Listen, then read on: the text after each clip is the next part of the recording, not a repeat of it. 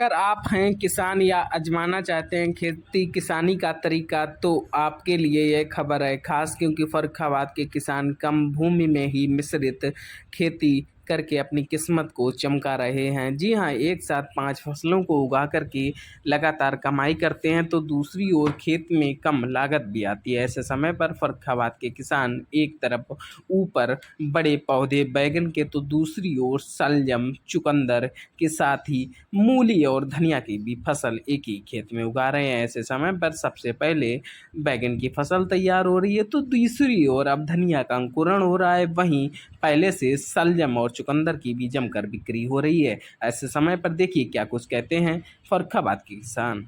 आपका हमारा नाम है विवेक राज। कहाँ रहते हैं आप? शेख रुस्तम से। तो कौन कौन सी फसलें तैयार की इस बार आपने? इस बार हमने गोभी की है और बैगन किया है। बैगन आमतौर पे चालू हो चुका है, क्या रेट रहता है अगर सही अच्छा बिक रहा है? इस टाइम 30, 35, 40 रुपए तक बिक रहा है। एक बीघा में कितना तक फसल निकल आती है, कितने अब कुंटल? ये कुंटल तो हमें अंदाज नहीं है, लेकिन वो पर डे लगभग 2 बोरी लेके आते हैं।